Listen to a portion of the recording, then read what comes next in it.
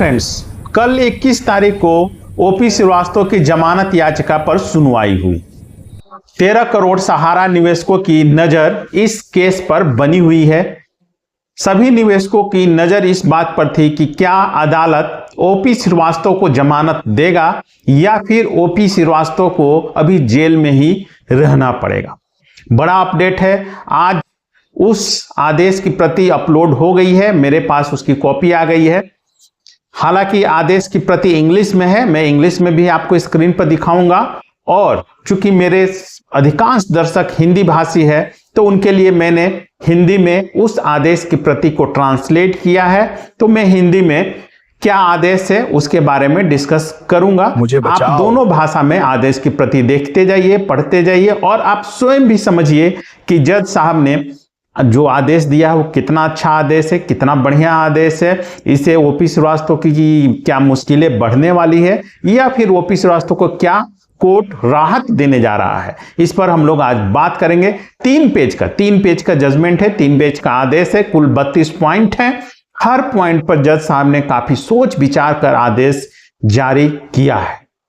चलिए मैं शुरू में ही बता देता हूं कि जैसा कि मैंने पिछले वीडियो में बताया था कि चूंकि सेम मामले में और सेम चार्ज में अनिल इब्राहिम की याचिका खारिज हो चुकी है, तो ऐसी स्थिति में ओपी श्रीवास्तव को जमानत मिलना लगभग असंभव है जब तक कुछ नया पॉइंट न जुड़ जाए। यह कानून है, नियम है, सभी को पता है। यदि आप थोड़े से भी कानून के जानकार हैं तो आपको पता होगा कि यदि सेम केस रहता है और सेम धाराएं लगी हो तो उसमें अगर ये याचिका जमानत की रद्द हो गई हो तो दूसरे एक्यूज पर्सन को जमानत मिलना मुश्किल होता है जब तक कि कुछ अंतर ना हो। इसमें भी वही था, इसलिए मैंने काफी दावे और ठोक बजाकर पिछले 2-3 वीडियो में बोला था कि ओपी श्रीवास्तव को बेल नहीं मिलने जा रही है। बेल नहीं मिली, लेकिन जैसा कि होता आया है, सहारा हमेशा से ही खेल खेलता है और इस बार इसने इस कोर्ट में, इस ईडी की अदालत में भी उसने नया चाल चला है, लेकिन यह चाल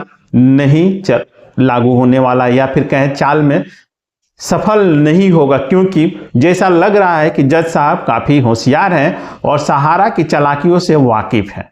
बहुत बढ़िया आदेश उन्होंने दिया है, काफी सोच समझकर आदेश दिया है, और ओपी श्रीवास्तव बैकफुट पर नजर आ गए हैं। जी हां दोस्तों, ओपी श्रीवास्तव ने जो नवंबर महीने में 27 नवंबर को शायद उन्होंने याचिका लगाई थी, जमानत याचिका, उन्होंने नवंबर महीने में जो जमानत याचिका दायर की थी उसको वापस ले लिया, क्योंकि उन्हें पता था कि यदि एक बार यह याचिका खारिज हो जाती है तो अगले 6 महीना, कम से कम 6 महीना तक तो उन्हें राहत नहीं मिलने जा रही थी।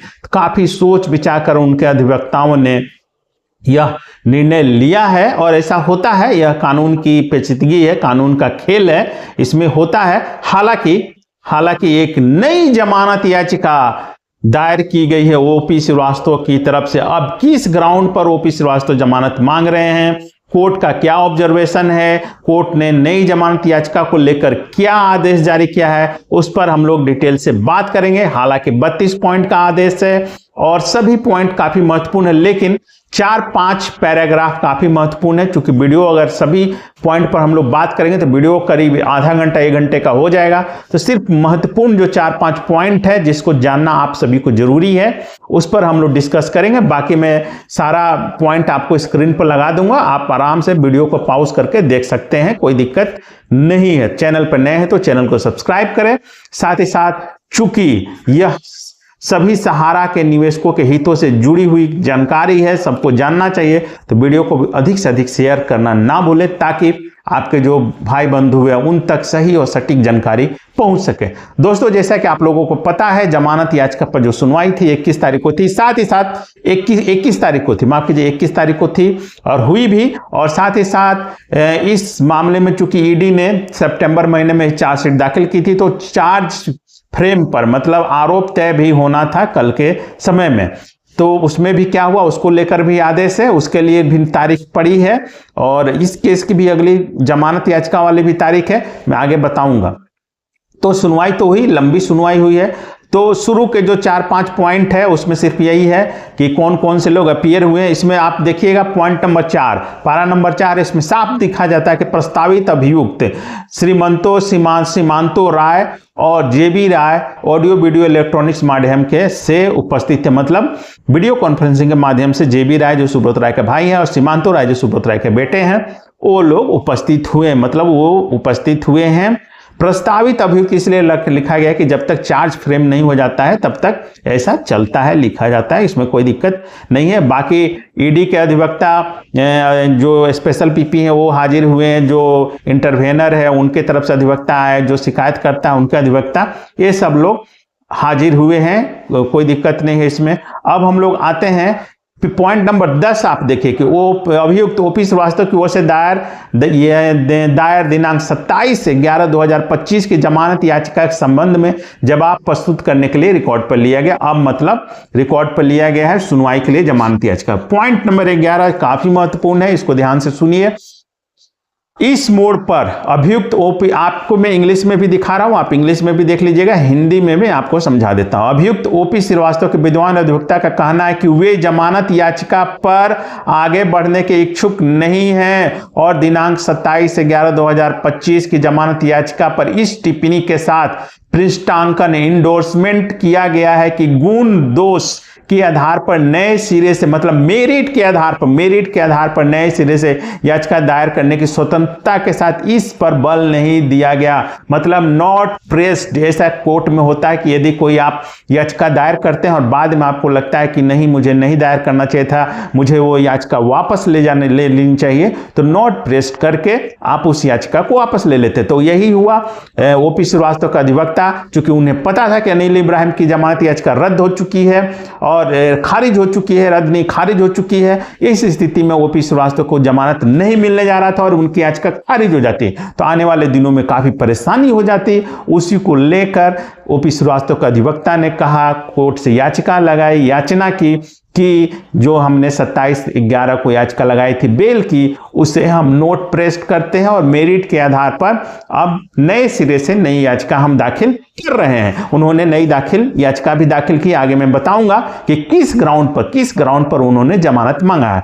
तो जो पुरानी याचिका थे उसको ओपी श्रीवास्तव के अधिवक्ता ने वापस ले ली, मतलब बेल नहीं मिला। जैसा कि कुछ लोग बोल रहे थे कि बेल मिलेगा, अब उनसे पूछिए कि किस आधार पर बोल रहे थे, वही लोग जाने।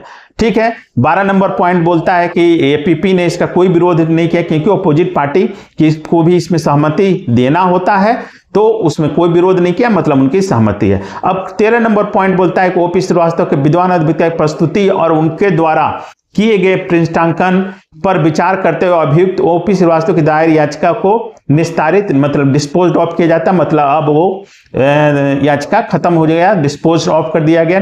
निस्तारित मतलब उसको खत्म कर दिया गया, उसको डिस्पोज ऑफ ही बोलिए, डिस्पोज ऑफ कर दिया गया है, मतलब अब उस पर सुनवाई नहीं होगी। जो नई याचिका दायर की गई है अब आगे उस याचिका पर सुनवाई होगी।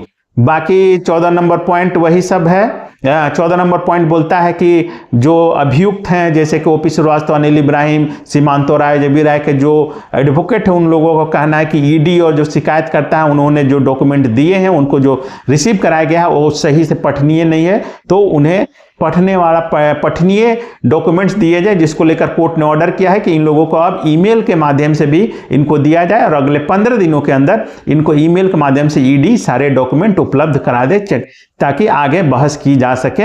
ये सिर्फ इसलिए बहाना किया जा रहा है कि जल्द से जल्द इनके ऊपर चार्ज फ्रेम ना हो सके। यदि उन्होंने कहा कि हमने डॉक्यूमेंट रिसीव कर लिया है और सारा कुछ सही है तो कोर्ट तुरंत चार्ज फ्रेम कर देगा, जिसके बाद कोर्ट की कार्रवाई आगे शुरू होगी और आगे ट्रायल शुरू हो जाएगा, जिससे कि उनको बचने का मौका नहीं मिलेगा। तो इसलिए ये सब बचने का, केस को लंबा खींचने का ये सब बहाना है। चलिए कोई बात नहीं, बहुत कितना दिन खींचेंगे। अब इसके बाद हम लोग आते हैं पॉइंट नंबर 18 जो इंपॉर्टेंट है। पॉइंट नंबर 18 के आदेश में कहा गया है कि अभियुक्त ओपी श्रीवास्तव के प्रतिनिधित्व करने वाले विद्वान अधिवक्ता ने याचिकाकर्ता की बिगड़ती स्वास्थ्य स्थिति का हवाला देते हुए चिकित्सा आधार पर इंटरिम बेल की मांग करते हुए एक जमानत याचिका दायर की। जैसा कि मैंने पहले ही आपको बताया कि पुरानी याचिका उन्होंने वापस ली है और नई दायर की है। मैंने बोला था कि किस ग्राउंड पर, तो जी हां दोस्तों, जैसा कि आप लोगों को पता है कि ओपी श्रीवास्तव की तबीयत काफी खराब है, कई बीमारियों से वो ग्रसित हैं और उसी को अब आधार बनाकर जमानत याचिका दायर की गई है। ओपी श्रीवास्तव का अधिवक्ता का कहना है कि ओपी श्रीवास्तव की तबीयत खराब है और इस आधार पर इन्हें इंटरिम बेल, अंतरिम राहत देते हुए अंतरिम बेल दिया जाए। तो नई याचिका यह दायर की गई है जिसको कोर्ट ने अलाउ कर लिया है और अब इसकी आगे सुनवाई की जाएगी। अब आगे कहना है पॉइंट नंबर 11, 21, 22 में है कि चिकित्सा को लेकर कि कोई भी अभियुक्त है उसको ये कॉन्स्टिट्यूशन में, हमारे कानून में अधिकार है कि उसे उचित इलाज कराया जाए, जिसकी व्यवस्था करना सरकार की जिम्मेवारी है और उसी को लेकर इसमें सारा कुछ बताया गया है। अब इसमें देखिए जो पॉइंट नंबर 25 है वो आपको मैं बता देता हूं, इसलिए कि चूंकि अब जो जमानत याचिका पर सुनवाई हो रही है वो अब उनकी तबीयत को लेकर, तो अब उन्हें कौन कौन सी बीमारी हुई है जिसको कोर्ट ने मेंशन किया है। 25 नंबर पॉइंट बोलता है कि रिपोर्ट का असाधारण, मतलब जो मेडिकल रिपोर्ट दाखिल हुई थी जिसकी सुनवाई 17 तारीख को हुई थी, उस रिपोर्ट के आधार पर जज साहब ने पाया है कि इस अभियुक्त की बीमारियों के इलाज के लिए अब तक कई चिकित्सा जांच की गई है। वह मूत्र संबंधी समस्या, टाइप 2 डायबिटीज और हाई बीपी, उच्च रक्तचाप, डिफ्यूज सेरेब्रल एट्रोफी इत्यादि बीमारियों से पीड़ित हैं। काफी सीरियस बीमारियां हैं और जिसको कि कोर्ट ने भी माना है, रिपोर्ट के आधार पर कोर्ट ने माना है। उसके बाद कोर्ट ने जो जेलर हैं, जो जेल प्रेसिडेंसी जेल के जो अधीक्षक हैं, सुप्रिटेंडेंट हैं, उनको 5 स्पेशलिस्ट डॉक्टरों की टीम बनाकर, आप पॉइंट नंबर 26 पढ़ सकते हैं, स्पेशलिस्ट डॉक्टर की टीम बनाकर जिसमें यूरोलॉजी, एंडोक्रिनोलॉजी, कार्डियोलॉजी, न्यूरोलॉजी और ऑन्कोलॉजी के प्रोफेसर और विभागाध्यक्ष, जनरल मेडिसिन के प्रोफेसर विभागाध्यक्ष को शामिल करने की बात की गई है, जिसकी जांच कराई जाए और उसकी विस्तृत रिपोर्ट मांगी गई है अब जेलर महोदय से। इसके बाद आपको बाकी सब वही सब है, विशेष कुछ नहीं है, मेडिकल को लेकर ही है। अब क्योंकि कैसे कैसे इलाज होना है, प्राप्त इलाज किया जाए, उसका व्यवस्था होना चाहिए, वही सब को लेकर पॉइंट नंबर 25 आते हैं, जो वही है बीमारी को लेकर ही दिया गया जिसका अभी हमने बात किया है। अब पॉइंट नंबर 31 है जो काफी इंपॉर्टेंट है। पॉइंट नंबर 31 बोलता है कि जो कॉग्निजेंस पर सुनवाई होने वाली थी वो नहीं हुई। इसलिए नहीं हुई क्योंकि अभियुक्तों के जो अधिवक्ता थे उन्होंने कहा कि उन्हें जो डॉक्यूमेंट ईडी और शिकायतकर्ता की तरफ से दिए गए वो पठनीय नहीं है, तो उन्हें पठनीय दिए जाए जिससे कि वो सही जवाब दे सकें। इसीलिए अब कॉग्निजेंस पर, मतलब अब चार्ज फ्रेम पर जो अगली सुनवाई होगी वो 16 मार्च को होगी। 16 मार्च को अगली तारीख है। हालांकि 3 फरवरी को ओपी श्रीवास्तव और अनिल इब्राहिम को फिर से हाजिर होना होगा और 3 तारीख को ही ओपी श्रीवास्तव ने जो नई जमानत याचिका लगाई है उस पर 3 फरवरी को सुनवाई होने जा रही है। तब तक महोदय ओपी श्रीवास्तव जी जेल में ही रहेंगे। मतलब पूरी ठंडी तो अब गुजर ही जा चुकी है, अब देखिए कितने दिन और रहना पड़ता है। तो अब जो उनकी जमानत याचिका पर अगली सुनवाई 3 फरवरी को होने जा रही है और जो चार्ज फ्रेम होना है अब उसके लिए जो अगली तारीख दी गई है वो 16 मार्च की तारीख निर्धारित की गई है। तो यही था नटसेल, 32 पॉइंट का है आदेश, लेकिन मुख्य यही था कि जमानत याचिका ओपी श्रीवास्तव ने जो 27 नवंबर को दाखिल की थी उसे वापस ली। नई जमानत याचिका दाखिल की है बीमारी का हवाला देते हुए, बीमारी का बहाना देते हुए कि उसके आधार पर इंटरिम बेल दिया जाए, जिसकी सुनवाई 3 फरवरी को होने जा रही है। धन्यवाद दोस्तों।